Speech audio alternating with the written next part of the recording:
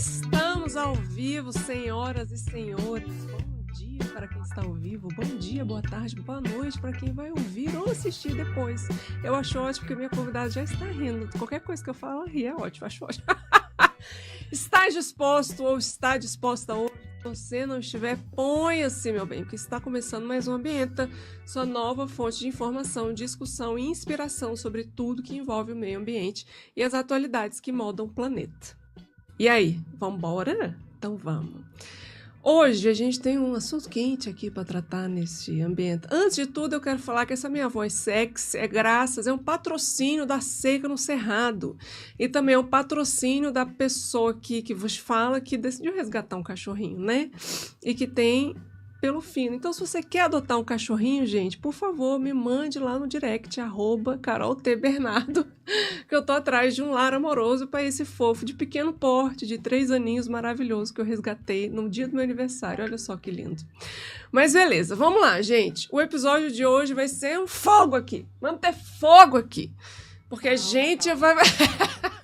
Mentira, vai ser quente. Porque a gente vai falar sobre... fogo no cerrado. E meu trem aqui tá pitando, velho. Deixa eu parar esse negócio aqui, porque, pelo amor de Deus. Vamos lá. A gente vai falar de fogo no cerrado. Como é que é o fogo no cerrado? Se você já conhece como é que é essa dinâmica, como que não é, as alterações climáticas estão mudando, o fogo é bom ou não é bom pro cerrado? E se você vê fogo ou não vê fogo, o que você faz? Pra quem que você liga? Você chama o Super-Homem? Você chama o Aquaman? Não, porque eles não existem, mas tem heróis de verdade neste mundo e você vai conhecer neste episódio. Bora? Então, bora. Então, para falar sobre isso, a convidada é Mara, uma pessoa super sorridente que eu tive o prazer e a honra de trabalhar junto durante uns 7 meses. E a gente fez uma amizade sincera, que ambas somos biólogas. Então, é a Águida Lourenço, que é doutora em Ecologia pela Universidade de Brasília. Ela pesquisou os efeitos do fogo sobre a fauna no Cerrado. Ela é graduada em Ciências Biológicas pela Universidade Federal do Paraíba e mestra em Biodiversidade Tropical pela Universidade Federal do Amapá. É uma pessoa que viajou bastante aí pelo Brasil, conhece vários biomas maravilhosos. Atualmente, ela é analista de projetos do Programa Suindário no Instituto Cerrados, onde eu trabalhei junto com essa maravilhosa. Seja muito bem-vinda ao Ambiente, doutora Águida Lourenço. Como você está hoje? Obrigada, Carol, pelo convite. Bom dia, boa tarde, boa noite.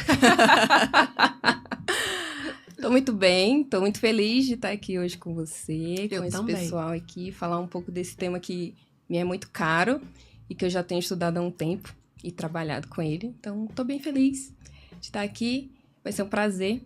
E vamos que vamos. Vamos que vamos. Estão preparados? Preparado para esquentar esse episódio. Eita, que delícia. Eu gosto assim, gente. Como eu gosto sempre de começar com uma fofoca, o povo adora uma fofoca. Adoro. Esse povo curioso, você também. Vou fingir que não gosto. É, exatamente. É bom que eu já joguei logo. Eu sei que você também gosta. Simbora, então. Me conta. Primeiro que você saiu de um lugar, você foi para Paraíba, depois para Amapá, depois para Brasília. Me conta como é que é essa história, se você puder e quiser, obviamente, e depois como que você chegou a trabalhar com fogo, né, e fauna do Cerrado. Eita, vamos lá, resumir alguns anos em alguns minutos.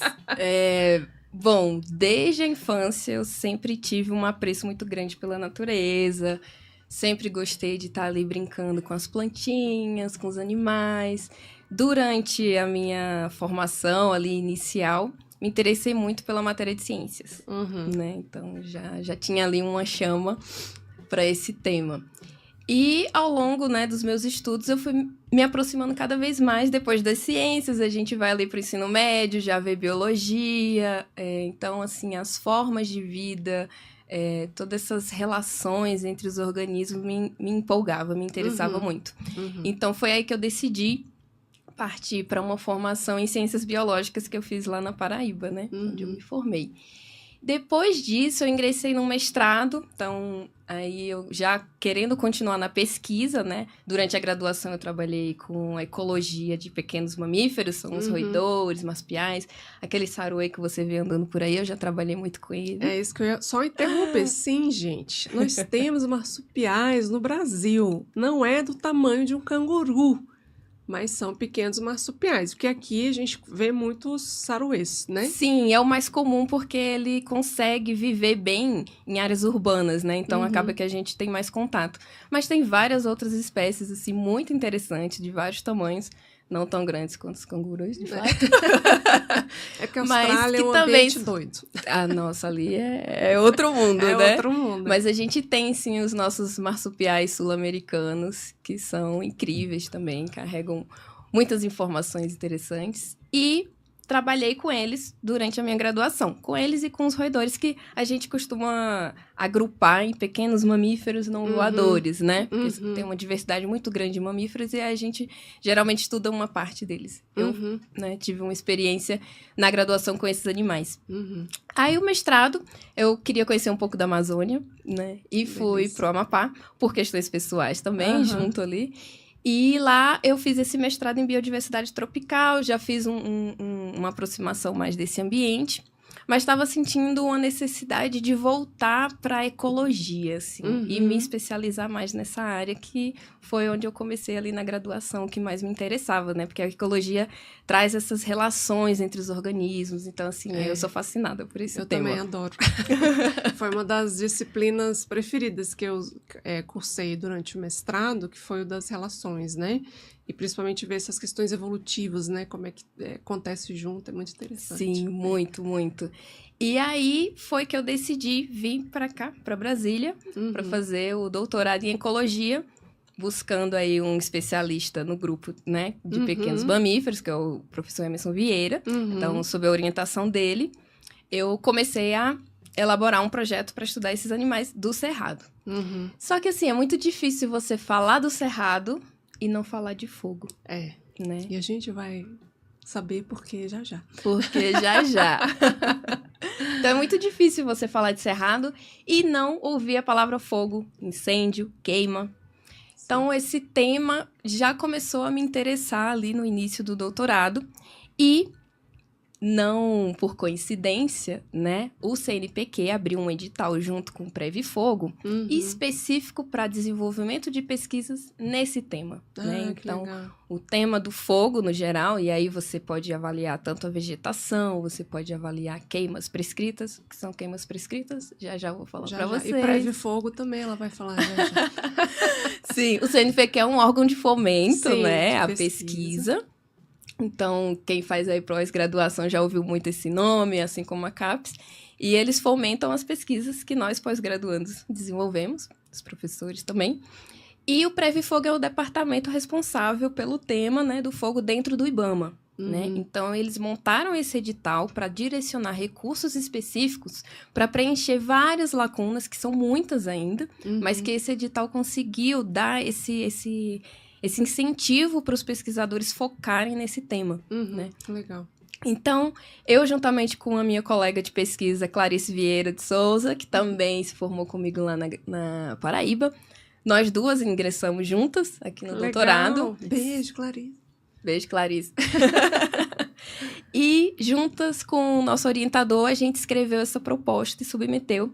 E conseguimos, né, esse recurso. Então, nossa pesquisa foi direcionada, né, vamos dizer que tem esse grande projeto, e dentro dele vários projetos, né? Um era o que eu desenvolvi no meu doutorado, a Clarice desenvolveu dela, alguns mestrados, iniciação científica. Então, assim, vários pesquisadores em vários níveis envolvidos com essa temática. Então, foi aí que eu, de fato, mergulhei nesse tema do fogo no cerrado. Que legal, e tô até hoje. Tá até hoje, né? Fica o spoiler. Exato. Fica o spoiler para as próximas falas da doutora Águida. Chique, bem. Bom, então a gente vai começar com a pergunta que não quer calar, que eu tenho certeza que você se faz todo dia, ou pelo menos você se faz toda essa época do ano. Porque não é coincidência a Águida estar aqui neste período de seca.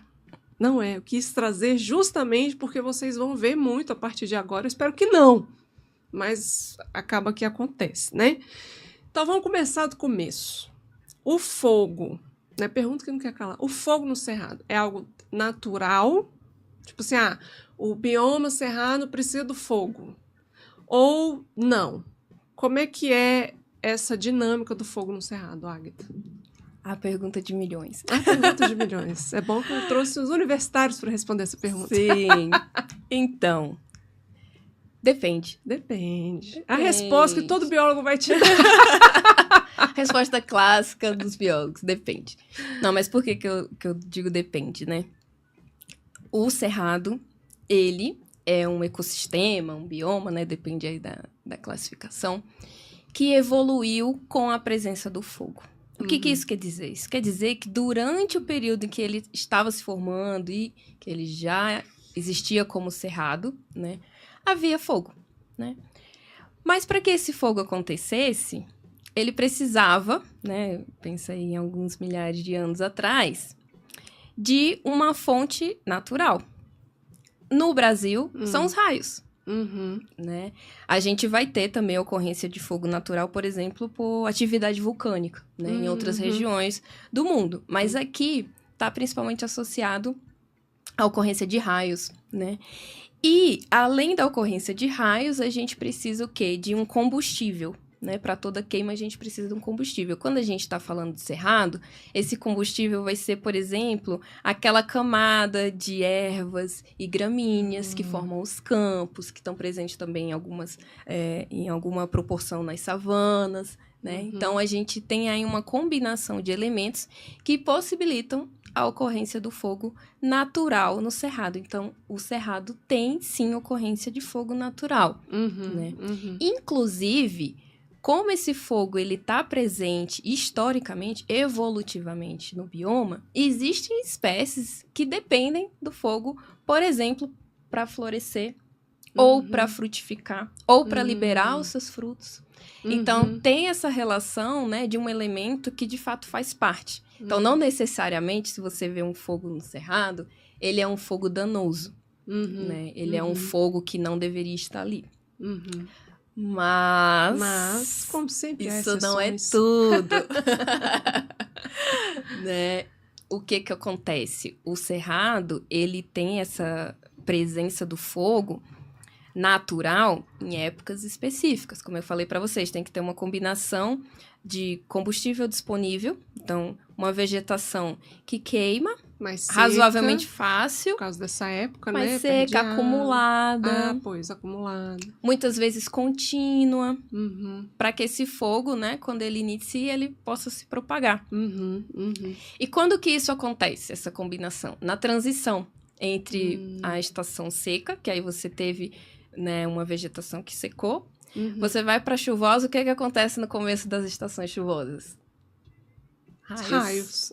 Então, aí você tem um elemento que pode vir a iniciar, né? Porque também é isso, o raio vai ter que cair num local em que a vegetação está seca, que tem uma continuidade. Então, são vários fatores, né? Não é algo que vai acontecer o tempo todo, sabe? Mas ele vai acontecer com certa frequência.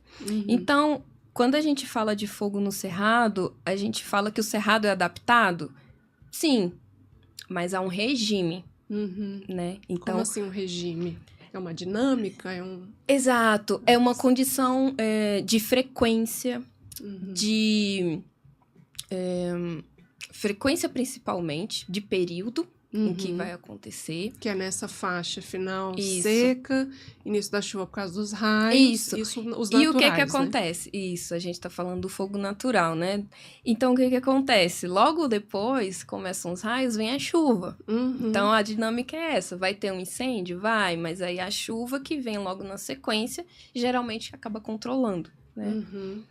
Só que o que a gente, como ser humano, que está ocupando cada vez mais, né, os biomas e as vegetações, né, muitas vezes removendo a vegetação natural, faz, né, a gente altera o regime. Então, quando eu falo que o cerrado ele é adaptado ao fogo, não é qualquer fogo, não é em qualquer período, não é em qualquer frequência, nem quantidade, nem intensidade, entende?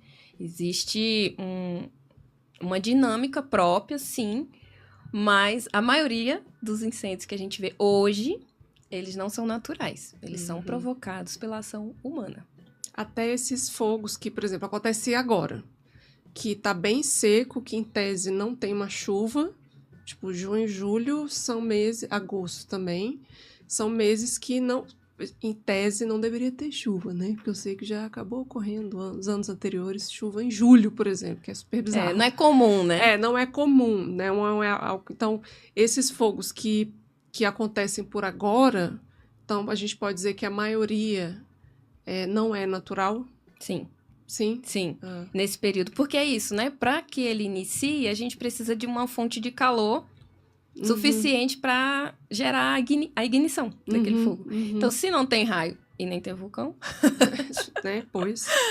É uma ação humana, né? Mas é importante também a gente lembrar que a ação humana não necessariamente ela vai ser danosa. Sim. Né? O fogo, ele também faz parte do nosso dia a dia. Né? Como assim? Ele é um elemento que já tem sido associado em algumas pesquisas, por exemplo, com a evolução do próprio cérebro humano. Gente, babado, não sabia disso. Vai, conte-me mais sobre doutora Águeda, adorei, eu não sabia disso. Sim, tem algumas discussões, algumas pesquisas, né, que têm relacionado o início dos hominídeos ali, né, ainda não era Homo sapiens, o uso do fogo para cozinhar os alimentos, né? E aí permitiu uma maior ingestão de proteínas, por exemplo, de outros tipos de recurso, pode ter contribuído para o desenvolvimento cerebral desses hominídeos. Então, o fogo, ele é engraçado, né? Eu já vi algumas pessoas falando e eu fiquei com essa imagem na cabeça. Quando você fala de água, o que vem na sua mente? Nossa, rios, vida, prosperidade, coisas boas. Na minha cabeça vem golfinhos, adoro. Né? Aí, quando você fala de fogo, o que você pensa? Destruição, incêndios e tal. Mas a água também pode ser destrutiva, né? A gente tá passando ainda aí por situações bem problemáticas na região do sul do Brasil. Água. Exato. Né? Exatamente. Então, por que pro fogo a gente sempre olha com essa visão negativa, né? O fogo aquece, né? Foi importante para aquecer os hominídeos. É importante ainda hoje pra gente. Foi importante para criar novas redes neurais, por exemplo, né? Por exemplo, né? É super importante para o uso ancestral, né? Que os povos e as comunidades tradicionais fazem. Então, participa, né, o elemento fogo participa dos seus rituais, participa do seu modo de produzir seu alimento. Então, é importante a gente lembrar que o fogo tem vários aspectos, né? Ele não necessariamente vai ser um fogo ruim, ele não necessariamente é um fogo bom. Tudo vai depender do contexto, de quando ele acontece, como ele acontece. Entendi. Então, se a gente pegar, por exemplo, essa época... Porque você falou de uma coisa no início que está na minha cabeça, que precisa falar, que são os fogos prescritos.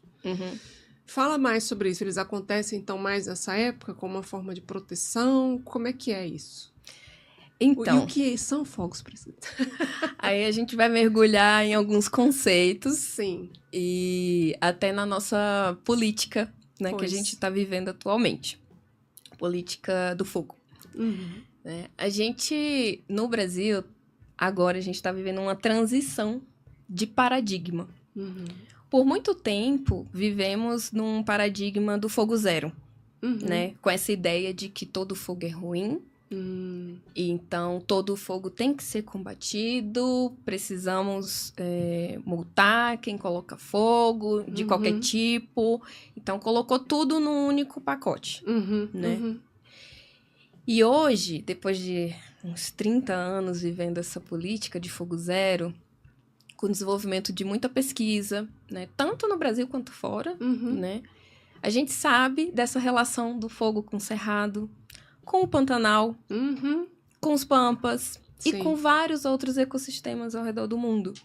Então, não faz sentido a gente querer excluir um elemento que é natural completamente. Né? A gente precisa manejar e entender de que forma a gente pode usar esse fogo, de forma que ele não seja danoso nem para a biodiversidade e nem para as comunidades. Então, a gente está vivendo justamente essa transição de uma política do fogo zero para a política do manejo integrado do fogo. Coisa linda. Lindo. O que seria isso, manejo integrado? Então, Essa voz, né, bonito manejo integrado do fogo. sim, o manejo integrado do fogo, ele é uma abordagem, né, que busca planejar o manejo do fogo, considerando a cultura do fogo e a ecologia do fogo. Legal. Então, é uma proposta em que os proprietários rurais, os povos indígenas, as comunidades tradicionais, as unidades de conservação, os gestores, eles vão juntos entender, por exemplo, naquela região, qual que é o histórico de fogo, qual é a dinâmica, qual é o uso que as pessoas que estão ali fazem do fogo e o que a gente quer conservar, né? E a partir daí, traçar um plano, que é o plano de manejo integrado do fogo. Legal. Seja para aquele território indígena, seja para uma unidade de conservação, seja para um município. De né? uma forma que seja realmente integrado, ou seja, integrar todas as pessoas que vivem nessa região específica, seja um proprietário rural, seja povos indígenas e tradicionais, pessoas dentro de UC, né? Para que todo mundo chegue num acordo, digamos. Isso. Que faça essas... Tá. Exato, porque na política do Fogo Zero era isso. As pessoas que já faziam uso tradicional do fogo, né, há várias gerações, foram proibidas. Então você estava proibindo o modo de viver daquelas pessoas. Né? E agora não. Agora a gente tem aí a Política Nacional do Manejo Integrado do Fogo, que foi aprovada no Senado há cerca de 3 semanas atrás. Legal, bem recente, né? Deve ser sancionado em breve pela presidência. E aí, com essa política, aí a gente vai ter o manejo integrado do fogo para o país, né? Então, a gente tem um ganho de escala, porque esse manejo integrado do fogo, ele já vem sendo feito e testado, experimentado em algumas localidades. Por exemplo, na região do Jalapão, né? Teve um grande projeto que trouxe muito subsídio para essa política, né? Em que esse manejo integrado do fogo foi colocado em prática, implementado, testado, adaptado. Então, agora, com a política, a gente tem a possibilidade de expandir isso para todo o país. Legal. E aí a gente tem a possibilidade justamente de adaptar esse manejo do fogo de acordo com o cerrado. E aí o plano que eu tenho para o cerrado vai ser diferente da Mata Atlântica, né? Que é um bioma de floresta, úmido, que não tem o fogo como um elemento ali que faz parte dele frequentemente, né? Então você começa a olhar para as especificidades dos biomas, das comunidades. Então, assim... É lindo, né? É lindo. Que dê certo. E aí entra esse tal de fogo prescrito. Isso? Então, o fogo... A queima prescrita... Isso, queima prescrita. Ela é uma das ferramentas do manejo do fogo. O combate é outra.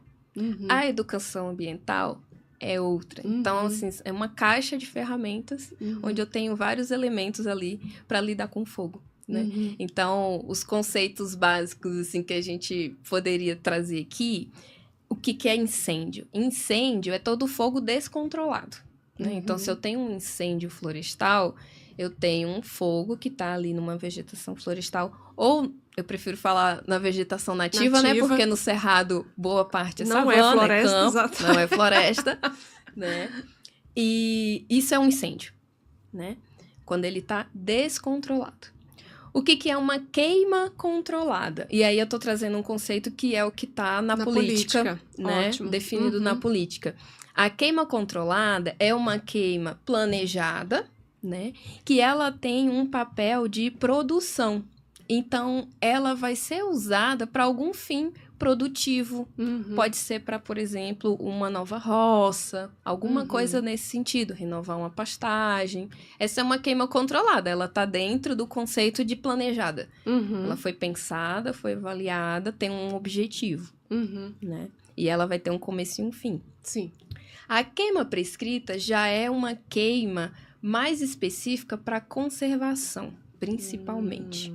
Então, dentro das unidades de conservação, a queima prescrita ela tem sido utilizada, né, Para, por exemplo, você tem... Lembra que eu falei que você, às vezes, vai precisar de um contínuo de combustível, né? Que pode alastrar o fogo. Então, Sim. dentro de uma unidade de conservação, se tem uma área que eu não quero que ela queime por inteiro... Uma das estratégias eu vou fazer uma queima prescrita, como se fosse uma receita mesmo, do médico.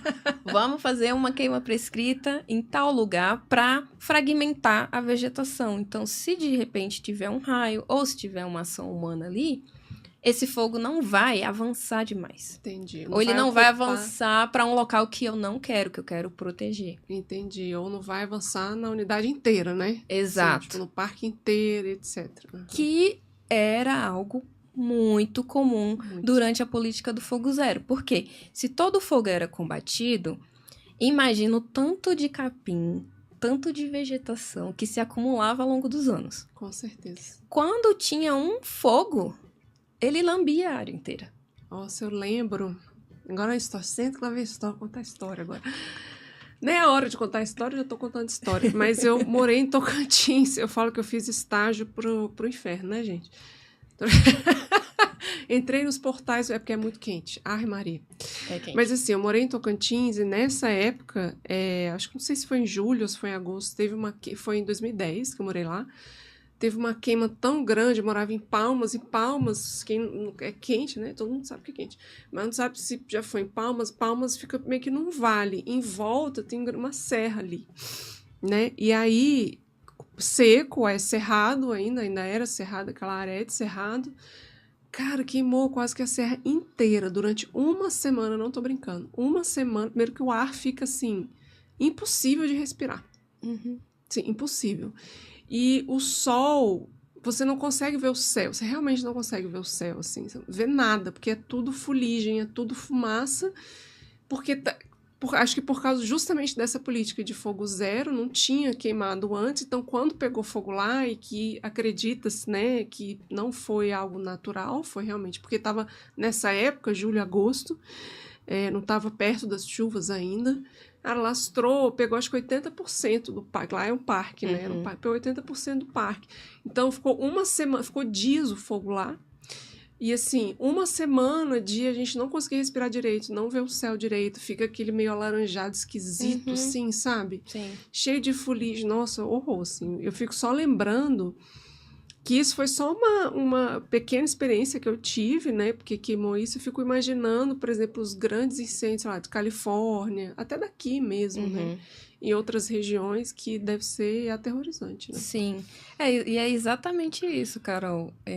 Com a política do fogo zero, todo fogo era combatido, né? Nenhum fogo era permitido, inclusive pelas comunidades tradicionais. Então, tinha esse acúmulo, ainda existe, né? Não mudou assim de um dia para o outro. É porque a política...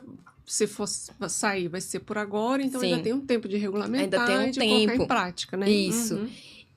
Mas assim, a gente já tem vários resultados positivos de que a queima prescrita, ela pode auxiliar, né, nessa fragmentação do combustível, diminuir o combustível para caso venha a ocorrer.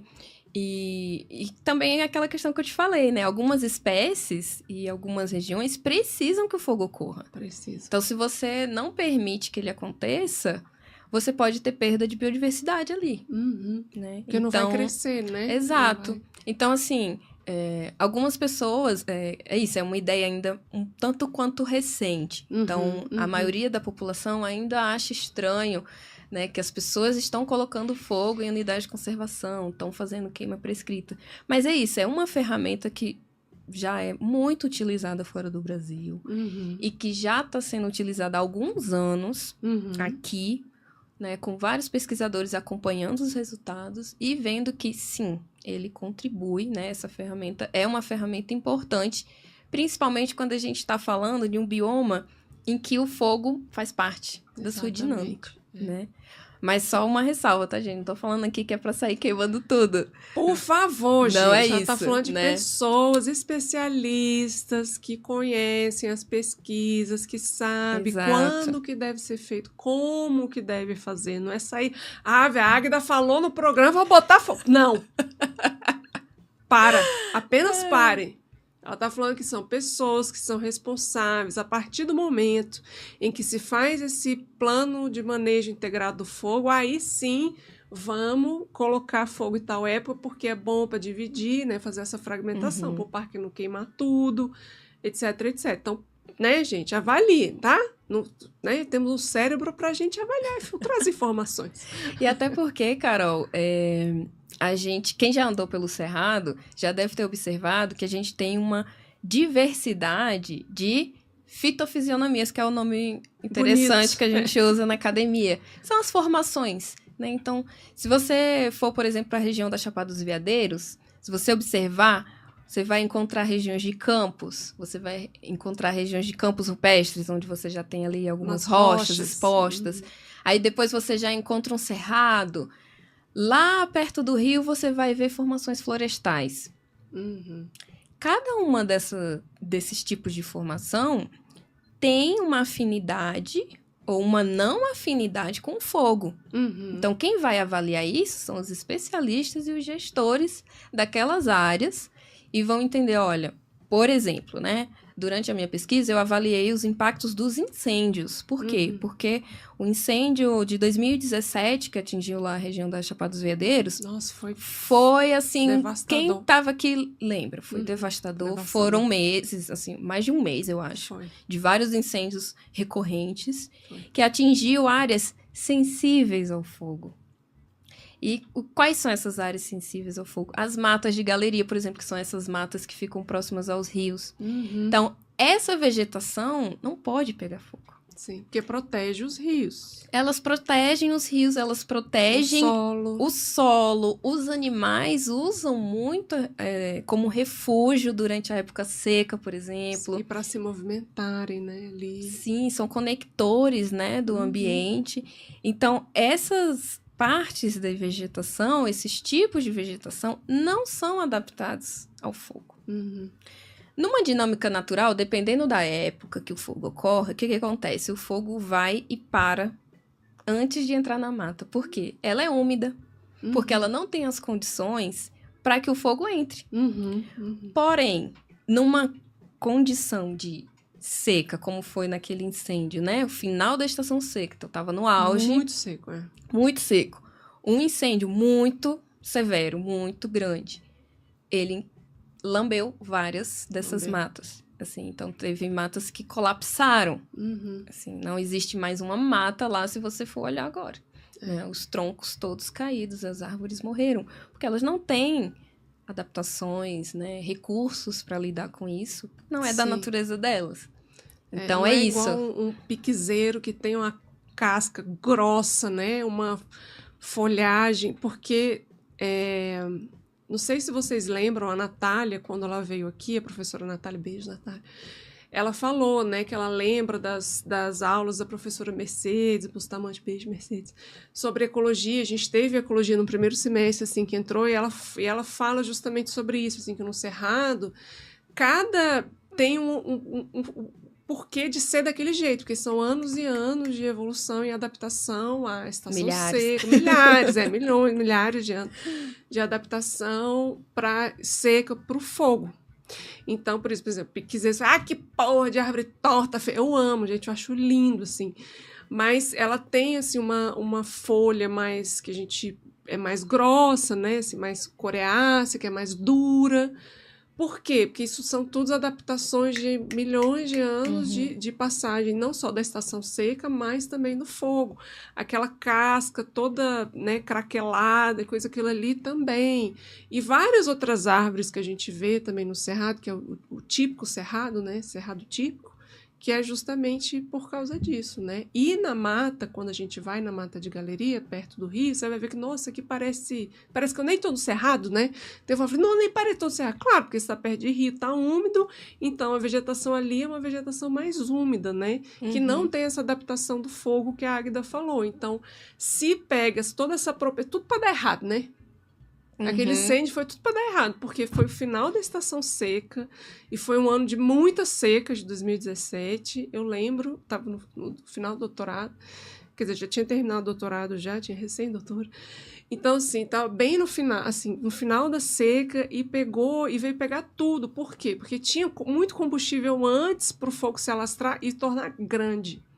Então, como o fogo veio com tudo em cima de uma mata que estava desprotegida, tanto pelo fato da estação estar muito seco o clima e de não ter sido feita essa queima prescrita ali para não deixar o fogo invadir. Então, é por isso também que a queima prescrita serve, né? Para proteger ambientes desses que não deveriam pegar fogo. É um dos objetivos, né? Uhum. E reforço aqui, é como uma receita que um médico passa para um paciente. Então, é muito específico.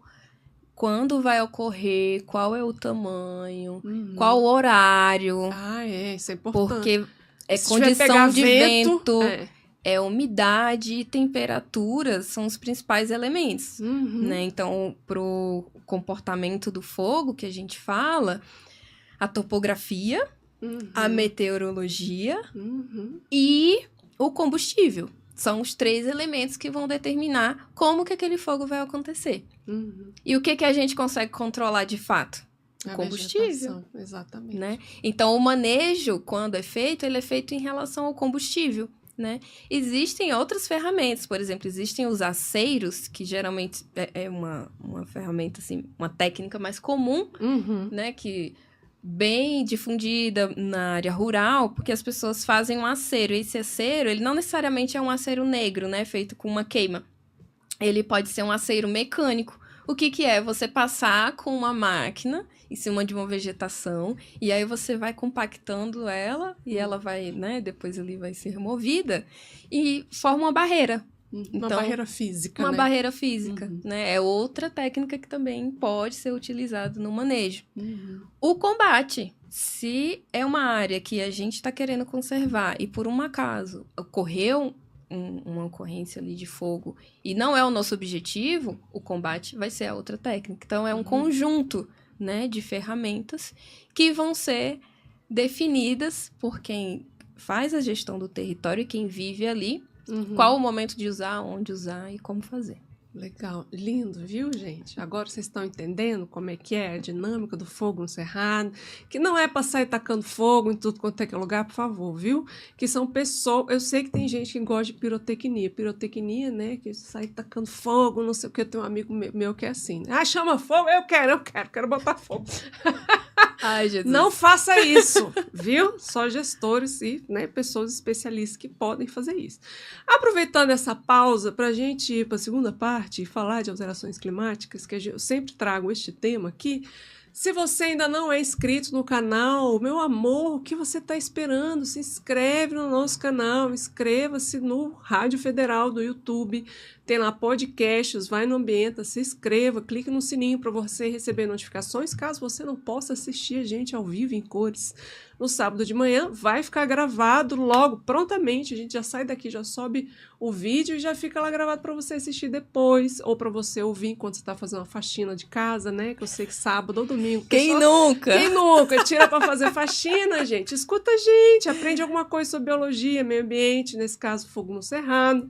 Então, se inscreva no canal, clique aí no sininho, já compartilha para os seus amigos, amigas, amigues que você tem, que você acha que vão curtir este conteúdo, não só deste programa, deste episódio, mas de outros episódios que a gente já fez. Nós estamos no 7º episódio hoje, que chique.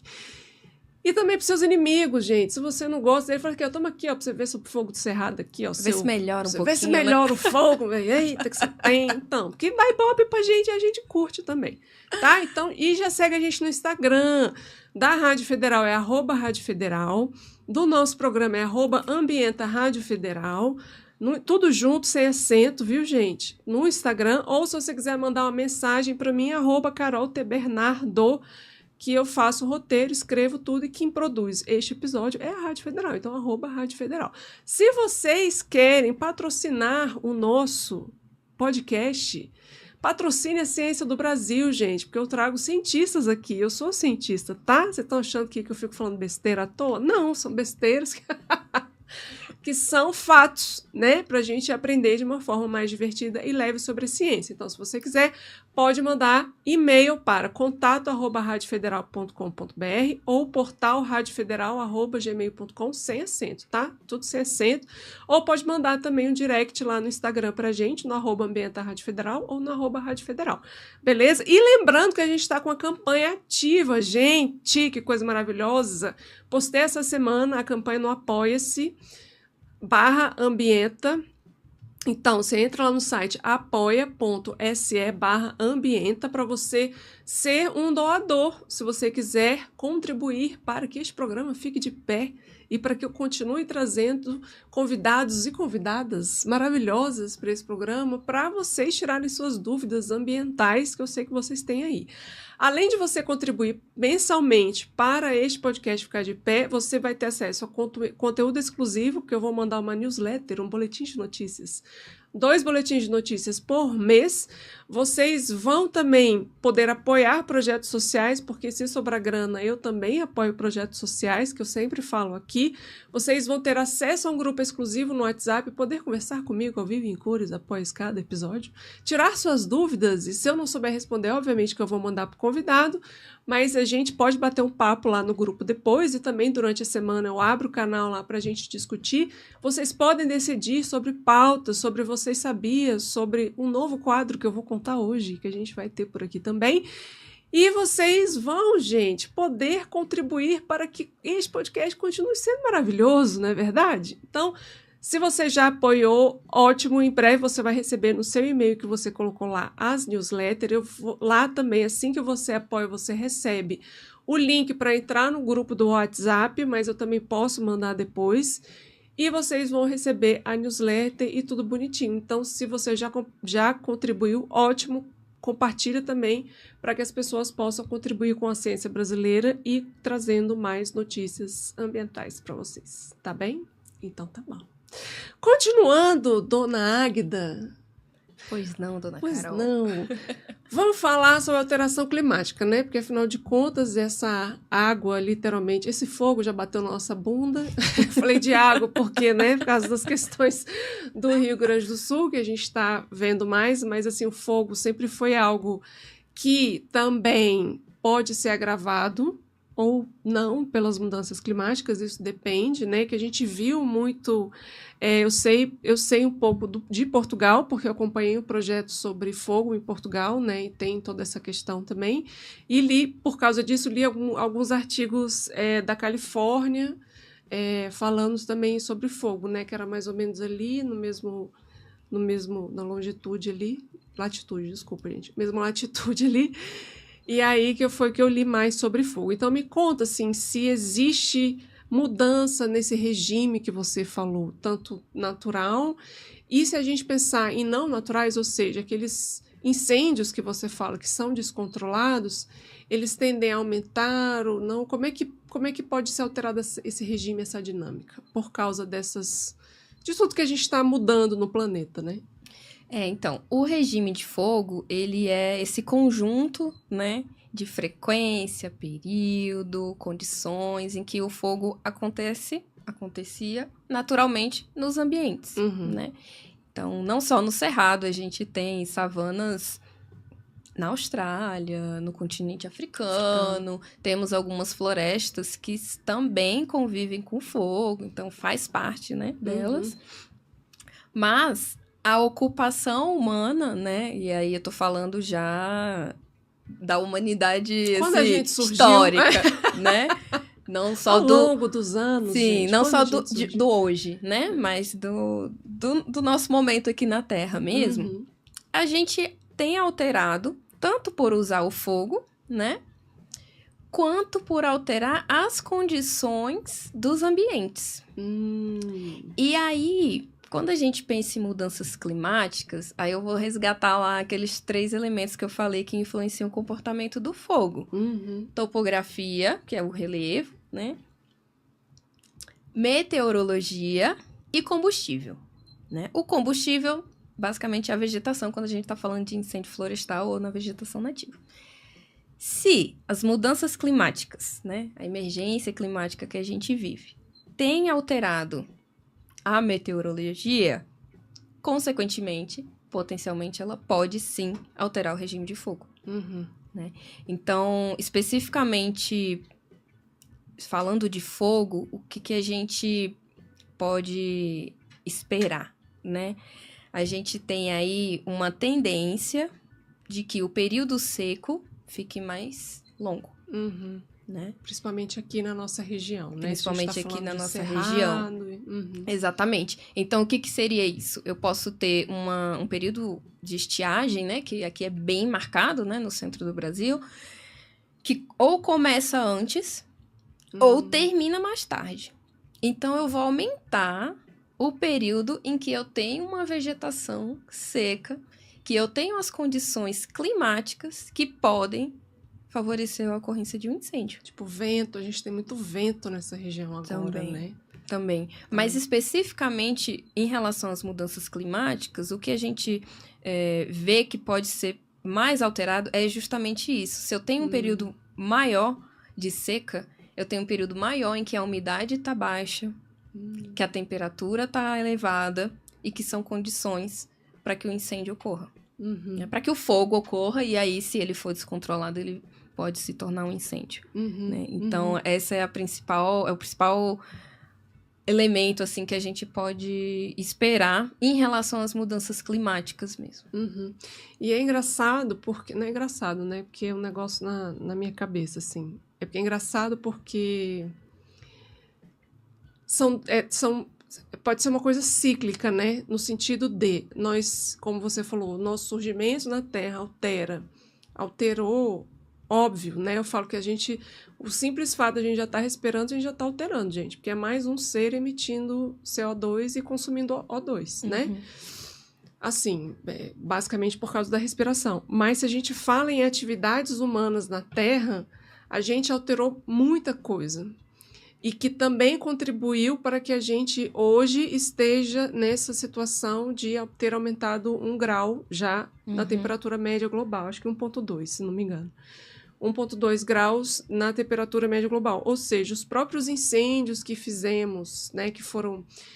justamente são essas queimas descontroladas, não é que nós fizemos, mas que sim, né, muitas pessoas tocam, foda-se, vou queimar um lixo aqui, e esquece que tem uma vegetação ali, aí venta e pronto, acaba com tudo, né, cria um incêndio. Não estou falando que nem todos são causais, ou seja, a pessoa efetivamente foi lá e vou botar porque eu quero aqui, porque, né, mas às vezes as pessoas, por causa de não ter esse conhecimento, às vezes bota fogo e esquece que ali já tem uma mata seca, né, um pasto ou um campo seco, vai lá e alastra. E que, por causa disso, aumentando a frequência, e não só a frequência, mas a ocorrência é a frequência, né, desses incêndios, né, não só fogo, mas incêndios, emite mais CO2 e diminui mais a questão da cobertura vegetal. E aí, aumentando mais a emissão de CO2 e outros gases que fazem parte dos gases de efeito estufa, você acaba que também... Eita, gente, meti a mão no microfone. Porque eu não consigo falar sem mexer a mão. É coisa de professor. Você altera o ciclo de temperatura e de meteorologia da Terra, né? E, consequentemente, aumentando a própria seca e expondo mais ainda que eventos naturais ocorram. Sim. Você entendeu? É um sistema que se retroalimenta. É um sistema que se retroalimenta, exatamente. Porque se continua queimada, se continuam os incêndios, a gente vai continuar emitindo, lógico, junto com tudo, né? Como diz os economistas, se todas as outras condições manterem padrão, e a gente aumenta, ceteris paribus, que fala isso na economia, se tudo manter como está hoje, a gente aumenta esses incêndios, que foi o que ocorreu ao longo dos anos da nossa existência na Terra, a gente também aumenta os eventos extremos, que no nosso caso aqui do Cerrado é o aumento da seca, e que consequentemente pode queimar mais. E aí vai se retroalimentando esse negócio. Isso é muito doido. É. Né? Sim. E só a gente que é doida mesmo, que é ecólogo, que fica pensando nessas coisas. Não é lindo? Por isso que eu falo, vamos estudar ecologia, gente? Vamos estudar sobre os ciclos? Vamos, todos? Acho lindo. Curto. Mas, como eu falei, né? O manejo integrado do fogo, ele vem justamente como uma solução de planejamento, de estratégia para que a gente consiga mitigar esses impactos, né? Então, para que a gente não tenha áreas sensíveis sendo atingidas por fogo e ficando cada vez mais vulneráveis, colapsando, às vezes não retornando ao que eram antes, né? Vamos cuidar dessas áreas sensíveis, para que a gente não deixe de respeitar o conhecimento tradicional dos povos e comunidades que fazem uso do fogo há gerações, né? Que é o seu modo de vida, é o seu modo de viver nesta terra. Vamos entender como que eles usam esse fogo, em que período. E vamos também adaptar o que nós já fazemos. Então, assim... juntar os conhecimentos, né? O integrado, eu acho que para mim é a parte mais importante desse manejo. Porque é o que vai, de fato, fazer a história mudar. Que lindo, gente, não é lindo? Acho lindo, né? E aí você deve estar se perguntando, e agora? E se eu ver um fogo, o que eu faço? Se eu ver um incêndio, o que eu faço? Chamo quem, gente? Aí você fala, você chama o Aquaman? Não, meu bem, porque não existe. Mas tem heróis. Vou falar para vocês, porque tem heróis que eu conheci e que você vai conhecer também. Então, Águida, o que a gente pode fazer, gente, réis mortais aqui, que você fala assim, putz, aquele fogo tá se alastrando, tô vendo um fogo que talvez eu acho que não deveria ter ali, quem que eu chamo, quem que eu aciono, se tem um arroba, né, se tem um telefone, como é que funciona? É possível a gente fazer isso? Como é que agir nesse sentido? É possível, é possível. Se você visualizar um fogo, né, você não sabe se é um incêndio ou se é uma queima, né? Dependendo do período, pode ser uma atividade que a unidade de conservação planejou, né? Mas, independente, se você está, por exemplo, numa área urbana, você vê que tem uma vegetação que começou a queimar ali, é corpo de bombeiros. Você precisa acionar o corpo de bombeiros pelo 193. 193. Né? Então, esse é o protocolo padrão básico, porque você é uma pessoa da sociedade que está preocupada com aquilo ali, que precisa acionar quem tem a capacidade para lidar com aquilo. Inclusive para dizer, não, aqui tá tudo certo, a gente já tem ciência, é uma atividade X, opa, não, realmente isso aqui a gente vai precisar deslocar uma viatura, né? Então, nunca, jamais, nunca se coloque em risco se aproximando desse fogo, né? Chame quem é o órgão competente. Não vai tentar ser herói sozinho, gente, ou chamar umas cambadas, vamos ali, a machulância, por favor. Tá? Por favor, não faça isso. Chame os bombeiros, as pessoas que sabem como fazer aquilo que eles fazem isso todo dia. Mas se você sentiu uma chama aí arder no seu coração... e quer participar mais ativamente... E você ativamente, quer participar mais ativamente, né? Existem diversas brigadas voluntárias e comunitárias espalhadas pelo Cerrado, pela Amazônia, por aí vai. Pantanal, enfim. E o que são essas brigadas voluntárias, né? São grupos de pessoas como eu, como você, que querem auxiliar nesse manejo do fogo. Que querem contribuir para um combate. Que querem contribuir para uma educação ambiental. Que querem comunicar o que é o fogo, quando que é o fogo bom, quando o fogo é ruim. Tudo isso você pode fazer se associando a uma brigada voluntária, por exemplo. Então, aqui no DF, a gente tem, por exemplo, o Instituto Cafuringa, né? Quem quiser seguir, inclusive, recomendo. É Instituto Cafuringa, né? É um instituto que está localizado ali mais ao norte do Quadradinho, né? Na região do Lago Oeste, APA da Cafuringa, que é uma unidade de conservação, inclusive. E que tem diversos voluntários que têm se capacitado. Então, eles fazem um curso de formação de brigadistas florestais. Eles recebem doações de equipamentos de proteção. Então, é uma roupa que te protege do fogo, é uma roupa específica, um tecido específico, um calçado, um coturno que tem resistência ao fogo. Então, todos os equipamentos, né? Eles recebem esses equipamentos.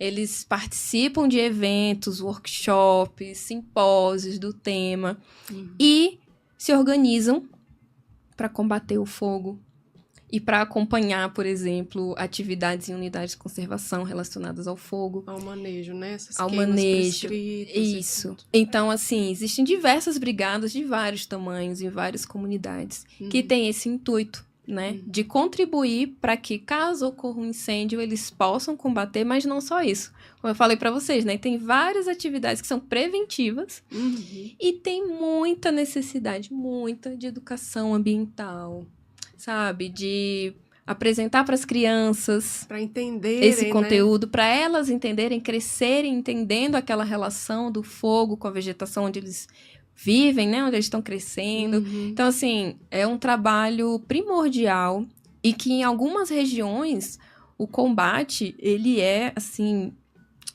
necessário, baseado nas brigadas voluntárias. Tem algumas regiões que são de difícil acesso, que muitas vezes não tem uma base do Corpo de Bombeiros.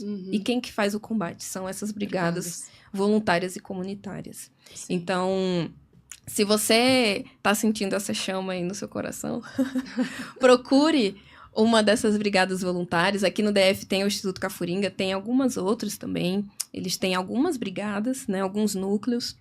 E você pode se associar, entender melhor de que forma você pode contribuir, né, com aquela brigada. Não necessariamente só indo lá e participando como voluntário. Você pode contribuir de outras formas, seja como a Águida falou, seja na divulgação do conhecimento. Então, você fazendo o curso, você vai saber sobre tudo isso que a Águida falou e mais um pouco. E ao invés de falar assim, não quero ir lá no incêndio, mas você pode ir dar palestra em escolas, em crianças, ou mesmo ajudar financeiramente, né? Porque são voluntários, são brigadas voluntárias, então precisa de dinheiro, de financiamento externo, de pessoas, nós, PFs ou PJs, né? Pessoas jurídicas ou pessoas físicas, que querem apoiar essas brigadas voluntárias para poder comprar equipamento, poder continuar fazendo trabalho, né? Sim, exato. Então, você pode tanto atuar ali fisicamente, vamos dizer, se envolvendo com as ações e colocando o seu conhecimento, a sua prática, a sua expertise, por exemplo, em comunicação, né? Isso que eu estou fazendo aqui, gente, hoje, já é um trabalho voluntário. Pois é, porque você está levando esclarecimento para as pessoas, né? Sim. Transparência sobre o conhecimento.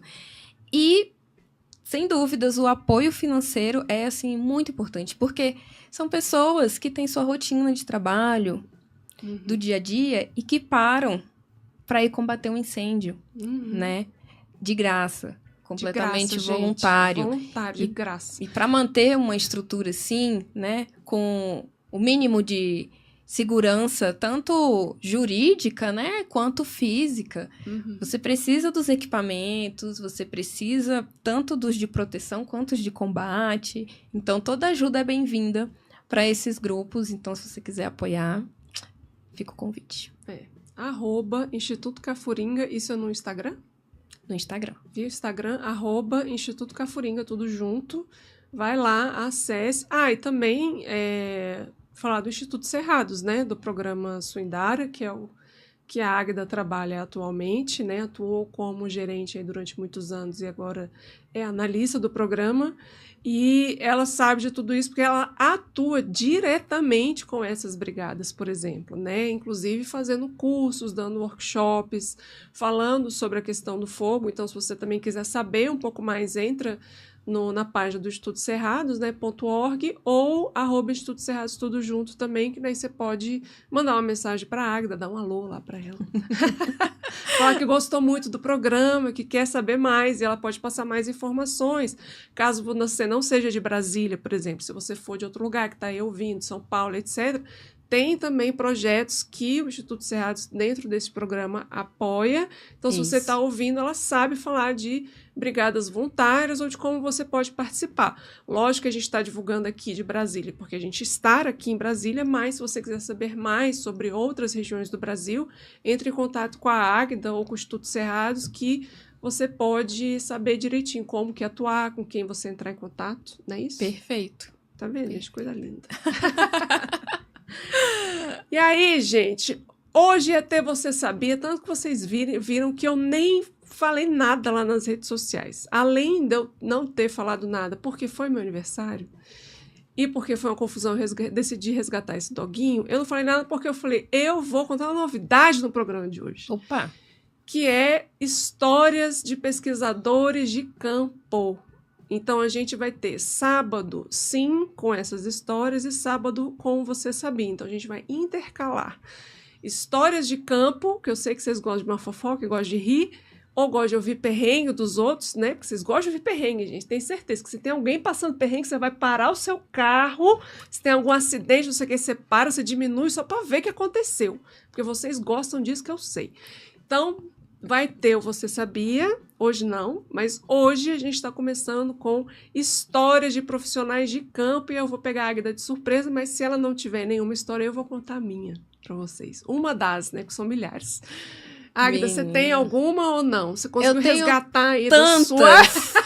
que eu não sei nem escolher, né? Porque desde a graduação que eu faço atividade de campo, né? Pois é. Inclusive, é uma das coisas que eu mais gosto de fazer, né? Também. Tá ali no meio do mato. Já passei muito perrengue. Quem não, Já né? passei perrengue. Olha... Vou contar, assim, não é exatamente uma coisa específica, Sim. mas é um elemento muito presente na vida de quem faz campo aqui no Cerrado, que as pessoas não imaginam, né? Eu fiz os meus campos lá na região da Chapada dos Veadeiros e, como em várias pesquisas, a gente sempre procura coletar os dados em aqui são 2 estações praticamente, né? Sim. Não tem 4. Então, na estação chuvosa e na seca, né? Pra gente poder ter um comparativo, né? Porque as condições ali podem alterar o que a gente tá observando. Então, fiz o meu campo, né? Na estação chuvosa, no meio da pandemia, então... Vou nem trazer essa parte. Não, gente. Se a gente for falar da pandemia, é um outro senão programa a gente só não sai sobre... daqui. Exatamente. Mas a gente fez a nossa coleta ali no começo do ano e voltamos em setembro para fazer da estação seca. Né? E aí, estávamos, né, entrando na mata para fazer as nossas coletas. Tudo certo, naquela correria louca. Acordando 5 da manhã, dormindo meia-noite. É isso que eu ia falar, durante mais de um mês. Vocês acham lindo, você vai pro meio do mato, lindo. Você vai curtir. Gente acorda cedo. Tem que estar primeiro, que já tem um perrengue antes de preparar todo o material, você ver se a logística tá bonitinha. É o maior perrengue. Você conversar, você pegar autorização para você poder entrar, porque não é assim, você pode entrar. Não, você tem que pegar autorização, principalmente se é um parque federal, você tem que pedir autorização para o ICMBio para fazer pesquisa. Tudo isso já é um estresse, porque você tem que estar com tudo bonitinho, já pronto, todos os materiais, Sim. E se você vai ter ajudante ou não, ver seguro, ver transporte, ver gasolina, ver tudo isso. E ainda tem, quando chegar lá, você acordar, ter tudo preparado, acordar cedo, dormir tarde, porque às vezes você já coleta os dados, já vai fazendo lá a triagem no mesmo dia, para um dia seguinte fazer campo de novo. Mas diga, É conte. por aí. Bem tranquilo. Não, é tranquilo, é sossegado. É tranquilo, gente. gente. Recomendo. Precisa amar muito pra fazer um trem desse. Precisa, gente. E o pior que não me arrependo e faria tudo de novo. Pior que eu também não. Mas, enfim, fizemos, né? Entramos na mata, colocamos as armadilhas para coletar os pequenos mamíferos que eu falei para vocês no começo, né?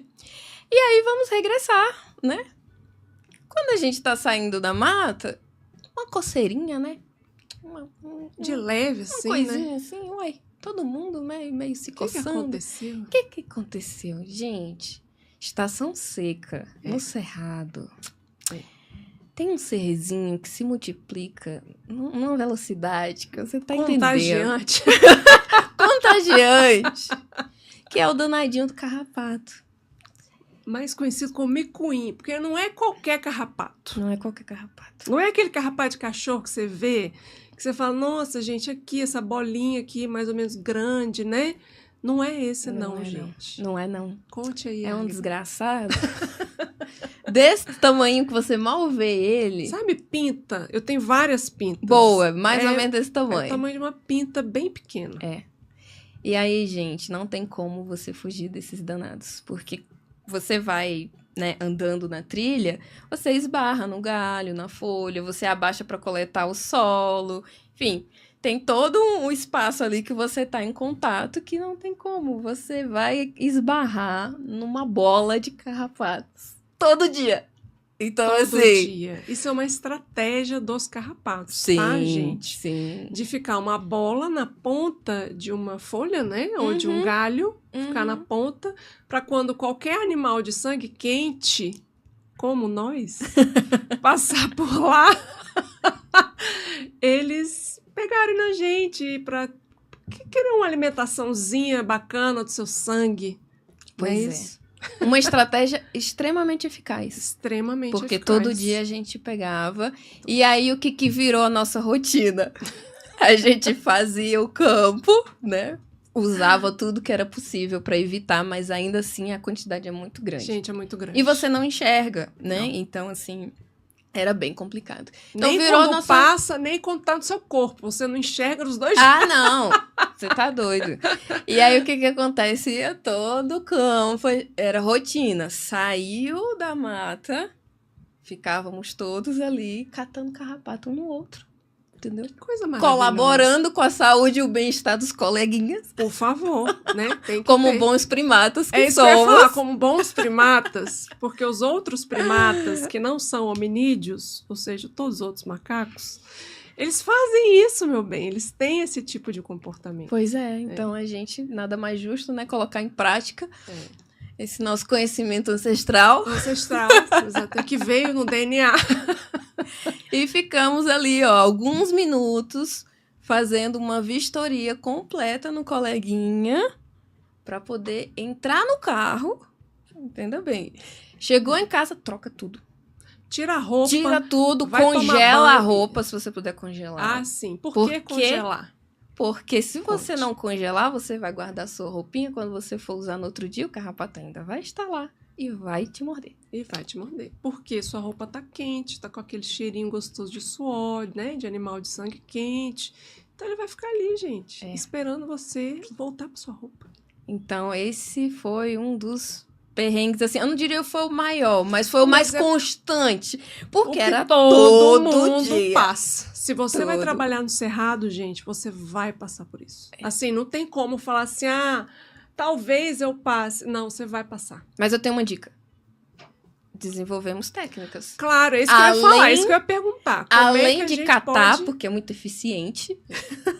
Com Diga-se fita, de passagem. Fita crepe ao contrário, fita adesiva ao contrário, que você vai pegando a cola. Mas eu assim. usava, sabe esses rolos adesivos que você tira pelo de roupa? Sim. Menina, campo, aquilo ali já vai direto pra minha mala, porque você passa na sua roupa, você tira uma fitinha inteira, assim, ó, toda pintadinha. Toda pintadinha. É coisa linda. Coisa linda, gente. Super eficaz. Então, vale a pena combinar os métodos. Mas é porque na época, aquela que vai da idade, né? Na minha época, não tinha esses ainda, assim, quando eu ia para campo, né? Tanto na graduação quanto no mestrado. Então, a gente fazia o quê? Pegava a fita adesiva, aquelas transparentes mesmo, e colocava ao contrário, ou seja, com a parte da cola para fora.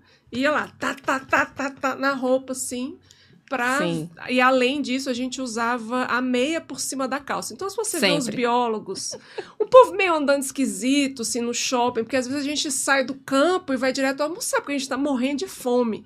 Por exemplo, às vezes eu saía da coisa e falei, não, vou pagar almoço aí pra galera. Ia pagar almoço pra galera, vamos lá comer. Você tá no shopping, a pessoa esqueceu de tirar a meia por cima da calça. Então, você fica vendo aqueles seres ETs, né, todo sujo. Muito estilosos. Estilosíssimo, com boné. Tem gente que nem esquece, cara, porque é hábito, né? Você esquece que você tá com chapéu, você esquece que você tá com, às vezes tem gente que leva colete, mas eu sempre ia com uma blusa mais clara por causa do calor, a calça e a meia por cima da calça, até a canela, para evitar que esses filhos de carrapato entrasse dentro. Mas mesmo assim, gente, não adianta. Eles conseguem entrar. E é engraçado, porque minha mãe deve estar escutando. Beijo, mãe. Minha mãe, eu pedia, né, morava com a minha mãe, eu pedia, mãe, vem aqui, porque tá coçando tal lugar.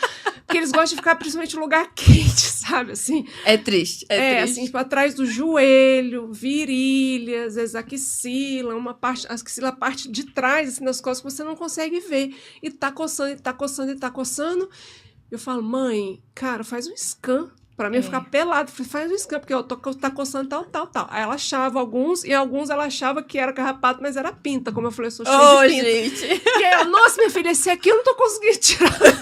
Eu falei, claro, porque deve ser uma pinta. Ela, é mesmo. Não precisa ser tão profundo assim, não precisa né? ser tão profundo. E aí, como que você tira? Ou que você tira com álcool, né? Assim, ou você vai mesmo tirando ele, escavando ele da sua pele, até você sair, você amassa, assim, com as duas mãos. O ideal é justamente escanear antes, porque depois que ele gruda, fica bem difícil, né? E aí você pode também usar um sabonete específico, né? Um shampoo específico de enxofre, porque daí ele não gosta de enxofre, aí ele vai sair do lugar onde ele tá, e fica muito mais fácil ver ele se movendo pelo corpo do que ele parado e você achando que é uma pinta que tá coçando. Quem for pro mato, anota aí, porque são Essa dicas dica valiosas. valiosa. Já leva esse negócio de tirar pelo, já ótimo. leva um sabonete de enxofre aí, né? Você toma banho, leva um saco para botar a roupa no saco dentro do congelador. Sim. São dicas que a gente tá dando. Pega aí, galera. Pega a visão. Pega a visão. E se você quiser for ser biólogo de campo, engenheiro, né, ambiental, florestal, cientista ambiental de campo, pesquisador, você vai passar por isso. Do cerrado, você vai passar por isso. Né? Mas vale a pena. Vale a pena. É porque a gente precisa gostar, a gente precisa de muito amor. Eu gosto, eu amo, eu gosto muito de ir pro campo. Ir pro campo com a Águida é uma maravilha, gente. Eu fui uma vez só, queria ter ido mais, assim. E ela viu os bichos, e eu falei, gente, que maravilha. Quando eu vim aqui, eu não tinha visto. A gente viu seriema, a gente viu papagaio, a gente viu uma aranha caranguejeira, que eu, infelizmente, quase atropelei, mas não atropelei. A Águida falou, para! Você não viu, não? Eu falei, não, cara, que eu tô viajando, andando, minha cabeça tá em outro. E ela, Deus, a aranha caranguejeira. E a gente sai do carro, todo mundo tenta botar a aranha caranguejeira pro lado que vem um caminhão gigante subindo a serra. Sim. E a gente, não, bora. Vamos salvar essa aqui. Vamos salvar essa aranha. A gente conseguiu salvar, a gente tirou foto antes, deu óbvio, tudo porque, certo. Né? Mas deu tudo certo. Estamos ao final, galera! Porque já passamos o nosso tempo. Tava tão bom, passa rápido, viu? Voou. E aí eu vou pedir para você, se você ainda não nos segue, já siga a gente, já clica no sininho, já se inscreva no canal do YouTube, Rádio Federal, no Ambienta também, no Spotify, a gente está no Spotify, então os episódios, até o episódio 6 já está no Spotify, Ambienta, coloca lá que você vai achar. Se você quiser seguir a gente no Instagram, ainda não segue, @Ambienta, Rádio Federal, tudo junto, sem acento. Se quiser seguir também a Rádio Federal para saber dos outros podcasts que ocorrem por aqui, @Rádio Federal. Se você quiser entrar em contato com a gente, falar assim, nossa, quero patrocinar, quero divulgar meu evento, qualquer coisa que você queira fazer aqui nesse negócio, fala com a gente, contato@radiofederal.com.br ou portalfederal@gmail.com ou entre no direct, naquela mensaginha lá do Instagram, no @AmbientaRádioFederal ou @RádioFederal. Beleza? Ou se você quiser conversar comigo, bater um papo, assine o nosso podcast, que daí você vai ter acesso à minha pessoa no grupo do WhatsApp, gente. apoia.se, que é apoia.c/ambienta. Assina o nosso podcast com apenas R$9 por mês, gente. Você não compra nem uma balinha com R$9 por mês. Não, gente. Mas você pode apoiar um podcast, você pode apoiar a ciência, a pesquisa brasileira, a divulgação científica que esse podcast faz e ainda ganhar várias coisas, newsletter e eu ainda vou dar brinde para os 100 primeiros. Então, se você for um dos 100 primeiros a assinar o podcast, fica ligado, porque você vai receber no seu e-mail o brinde que vai dar, tá? Eu vou dar brindes, vou dar presentes, gente, tá vendo? Não é só magia, é tecnologia e brindes também. Muito bem, quero agradecer demais a Águida por estar aqui hoje, por ter aceitado meu convite de vir aqui falar desse tema tão importante que é o fogo no cerrado, já que estamos no cerrado. Muito obrigada, Águida. Você quer divulgar mais alguma coisa? Mandar um beijo para alguém? Beijo para Xuxa. Para minha mãe, para meu pai, para você. Me conta.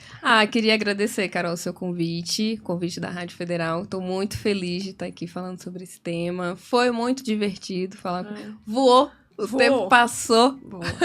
Quem sabe volto aí para falar de outras coisas também. Traz dados. Então, gratidão por esse espaço. E parabéns pelo podcast. Assim, eu tenho visto conteúdos muito ricos, pessoas maravilhosas trazendo conhecimento.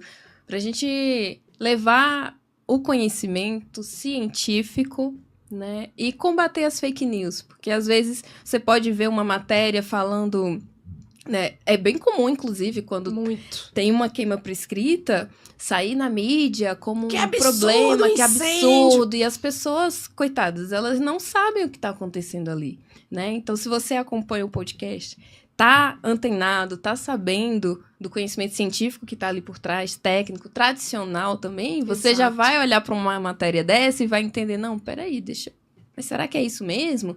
Só de questionar, você já vai estar tendo um olhar crítico, né? E podendo colaborar com a disseminação do que é verdade, do que é conhecimento, né? Do que tem valor para a sociedade. Então, é isso. Ai, obrigada, gente. Vou chorar, tô sensível. Muito obrigada, Águeda, por isso. Isso é extremamente importante. Por isso que eu venho aqui todo sábado, né? Tive essa ideia de fazer esse podcast. Tem gente que me pergunta, de onde você tirou, gente? Eu tirei do... Mentira, não tirei não. Tirei da minha cabeça mesmo. Não foi de lá onde vocês pensaram, que eu sei que vocês pensaram. Eu sempre quis fazer algo de divulgação científica de uma forma leve, mas que é baseada em dados, em fatos. A gente está trazendo... Lógico que a gente está trazendo... Trouxe muitos cientistas agora no início, mas a gente vai trazer de outras esferas também, porque o conhecimento não está só dentro da ciência, como eu falei no primeiro, mas sempre com fundo científico. Eu sou pesquisadora, então não adianta. Mas é uma forma leve, eu espero que esteja sendo leve para vocês, porque para mim eu acho ótimo, divertidíssimo, para que vocês entendam que a ciência pode ser divertida também e que os fatos não vai só vir naquelas caixinhas, né? E conhecer mais do bioma que a gente está, como a Águeda falou, né? Que o fogo faz parte e tem todo esse rolê do manejo. Muito bom, muito obrigada. Fico muito feliz que você tenha vindo. Espero para os próximos, para a gente falar de dados, porque tem muitos dados aí, mas eu falei, não, vamos dar um aparato geral para a galera conhecer primeiro, para depois a gente falar o que está acontecendo, ter um pouco mais de tempo para essa política aí dar um andamento, né? Sim. Então, muito obrigada, Águeda, por você estar aqui. Agradeço demais, gratidão. E eu agradeço demais ao Idovan, que está ali, que nem participou. Tem perguntas? Não? Tem alguma pergunta no YouTube? Não? Esse povo nem participa, gente. Na verdade, o pessoal está aqui participando, né? Não tem pergunta, mas tem vários comentários aqui, tem várias menções de como o programa tá bacana. A Biologia, Oportunidades e Curiosidades, que é um canal, tá aqui também, fã demais desse podcast da Carol. Ei, que lindo. O Renê Santos, uma doutora que ajuda a preservar nosso cerrado. Que incrível, olha só. Esse aí é tendencioso. A Patrícia Vanderlei, Carol Diva. Beijo, Paty. Ó, Patrícia Vanderlei tá aqui, ó. Carol, feliz aniversário atrasado, né? Um beijo pra você. Tá? Eu considero durante um mês. Eu também, gente. Então, tá valendo. Não é nada atrasado. Tá valendo. Tá dentro da variação aí. Exato. O Antônio Gomes também falou que é bem bacana. E a Patrícia Vanderlei, ela termina aqui falando assim, olha, enxofre é ótimo, fede que nem o demônio. Fede, nem carrapato gosta, por isso que é importante. Boa. Tem uma pergunta, na verdade, Olha da biologia, que é Oportunidades e Curiosidades. E a casca do besouro, provoca ou não provoca queimadas no cerrado? Aí. Ixi, gente, você sabe? Gente. Polêmica aí no ar. Polêmica no ar. Polêmica. O que eu sei é da canela de ema, que é a velósia, que o gênero é velósia, SP, e a canela de ema, ela tem uma seiva que fica, às vezes, por fora, né, que a gente chama de exudado. Exudado é porque esse é fora, né, que ela elimina essa seiva para passar ali, que quando cai um raio, pega fogo. Essa eu sei. Agora, besouro, então, tem várias dessas dúvidas, assim, né, que as pessoas perguntam, mas não necessariamente. É aquilo que eu falei. Depende. O famoso depende. Ela não vai causar, né, exatamente um incêndio. Pode ser que ela queime por condições do material tá inflamável o suficiente para, caso tenha o início de um fogo, ele queime, mas o besouro em si, não vai rolar, não. Eu tô até aqui tentando extrapolar, gente, meus pensamentos, porque essa mente é muito fértil, que eu fico pensando, gente, besouro, tem os besouros que passam umas ceras, né?